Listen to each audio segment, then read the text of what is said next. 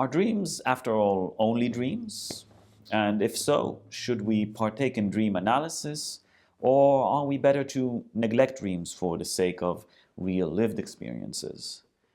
After all, it was Freud who famously argued that dreams are the royal road to the unconscious, for they are an excellent source for working with one's unconscious.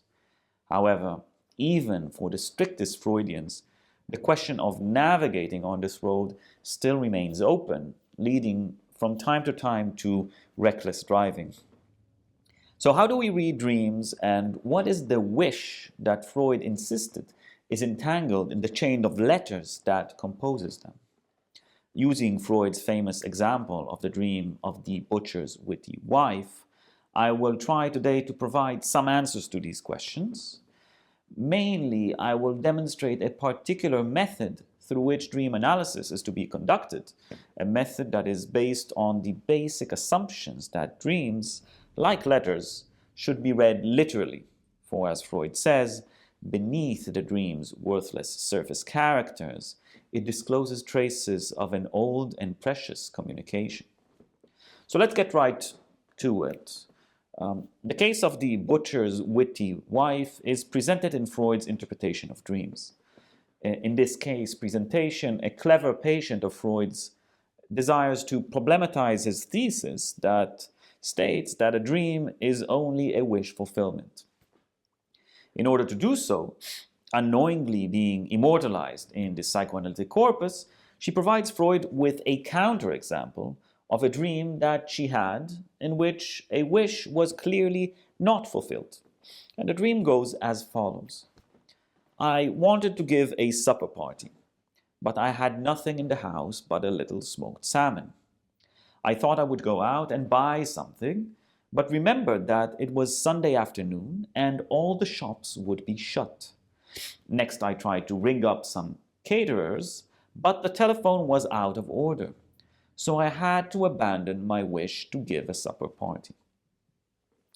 Some of you might recognize the dynamics of such a dream, where a certain explicit goal, like getting somewhere or finding something, is not achieved and only delayed again and again.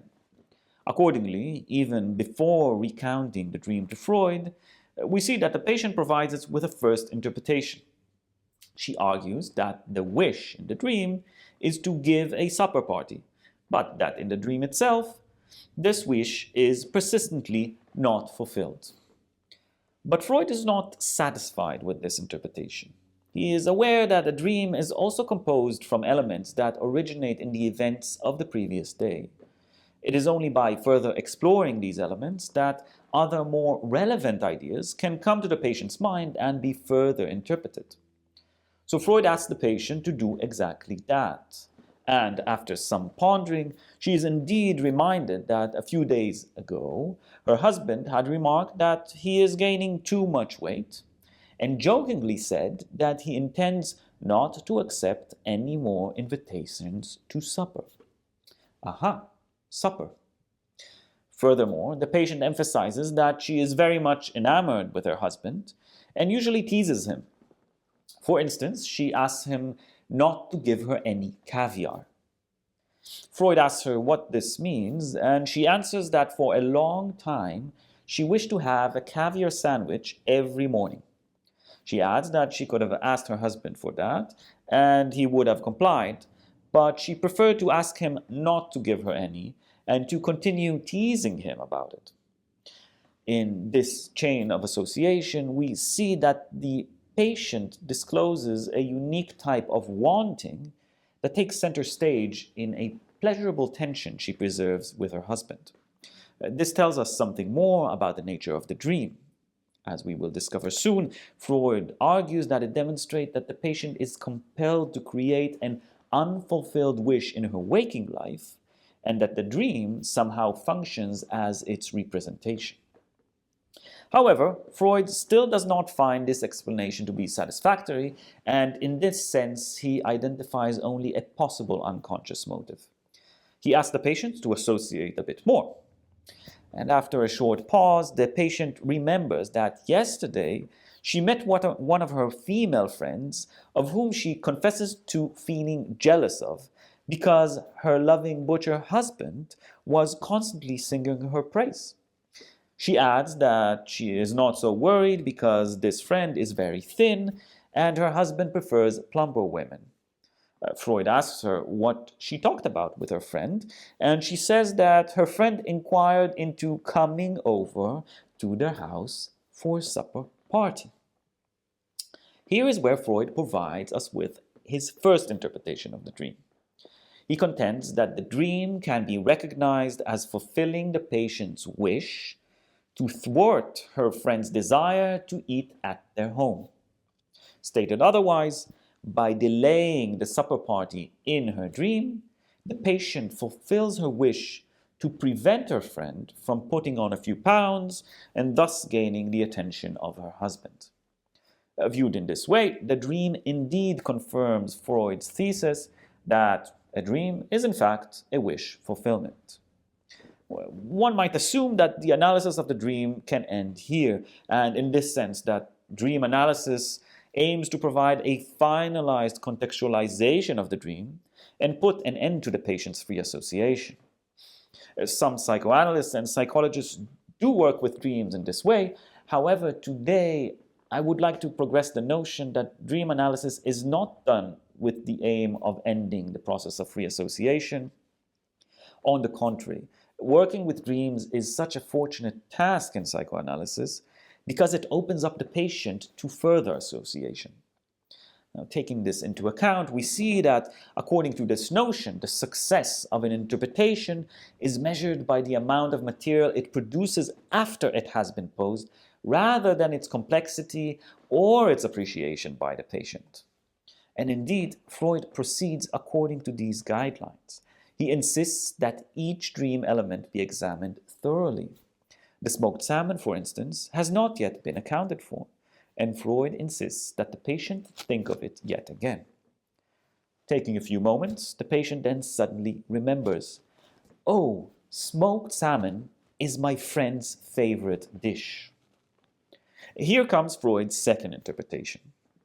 As stated earlier, Freud argues that by depriving herself of caviar, the patient takes pleasure in wanting it, while also keeping her husband on his toes, not letting him fully please her. She wants caviar, and she wants the attention from her husband, but she wants something more. She wants to go on wanting. This is what Freud calls a wish for an unfulfilled wish. According to Freud, this wish is the kernel of the patient's dream. And this is where we make use of Freud's notion of displacement and condensation.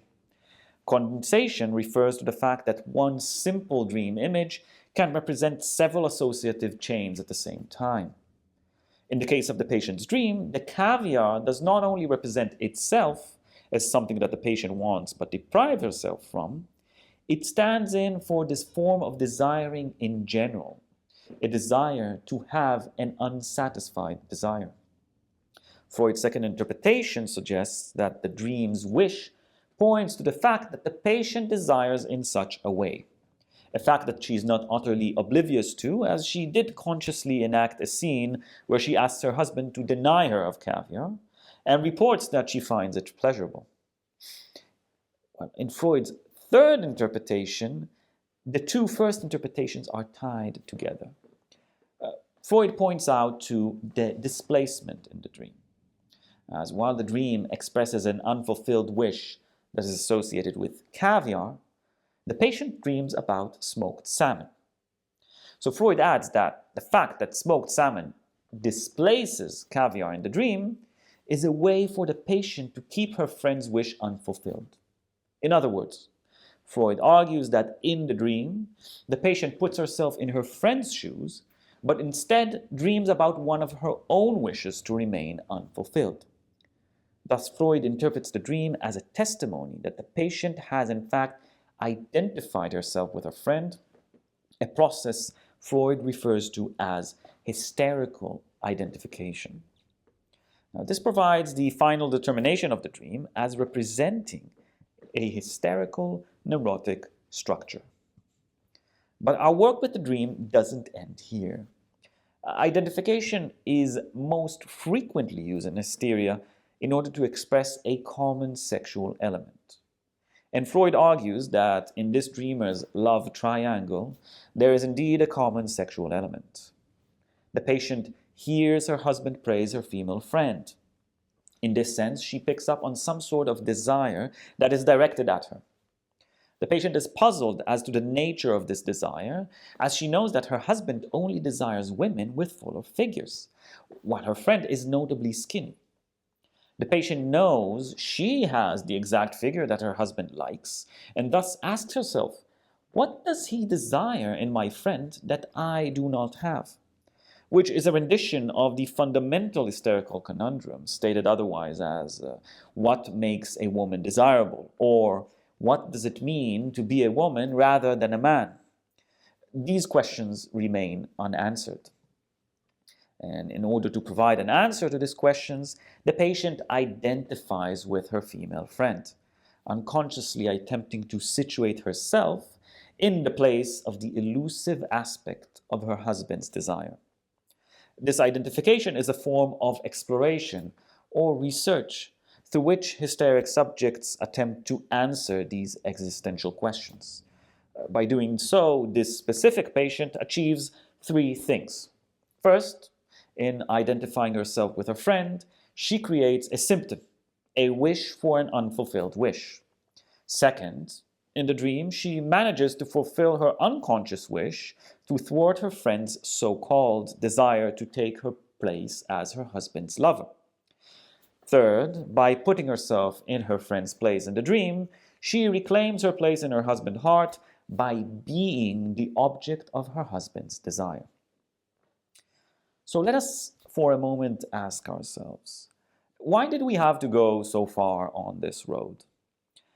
Well, one might remember that, according to Freud, the face value of a dream is not so much the fruitful ground on which dream analysis rests. In psychoanalysis, something else is taken into account when working with dream. This is another class of psychical material that Freud calls the latent content of the dream. It is on this level and not on the level of the manifest content of the dream that the meaning of the dream resides and the unconscious speaks in a cunning discourse.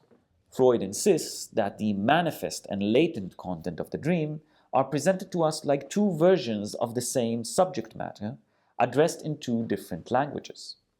Or more precisely, that the manifest content of the dream transcribes the latent content of the dream into another mode of expression. These two modes of expression operate according to different syntactic laws. The first, the manifest level, is expressed in a pictorial form and represents a scene or a scenario which we usually experience firsthand as the dreamer. The second, the latent level, is not originally pictorial and is only represented through the manifest content after it has been ciphered in pictorial form. The latter is associated with the unconscious and is the object of dream analysis. When it is ciphered in the manifest content, it produces distortions in the way dream elements are expressed. And this is done on the basis of the general laws that Freud associates with unconscious association, what he calls displacement and condensation. Now, because the manifest content of the dream is not what is at stake in dream analysis, it is not advisable to attempt to interpret dream elements at face value.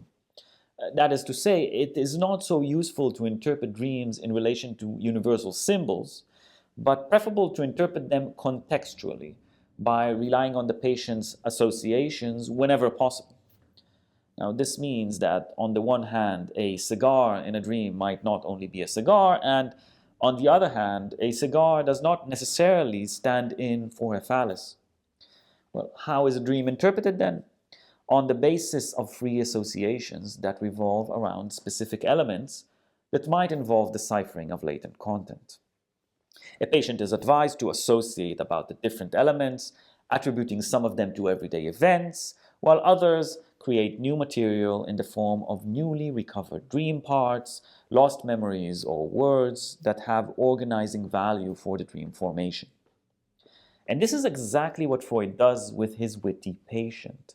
He asks her to associate about the elements appearing in the dream. I believe that there's no other way to truly grasp the value of Freud's interpretive process other than by acknowledging that dreams show us that the unconscious is structured like a language. By reading dream elements like letters in a cipher, and by basing himself on deciphering their interrelations on the basis of the laws of unconscious association, Freud was able to lay out several interpretive vectors that were useful in the patient's analysis by creating new material for interpretation.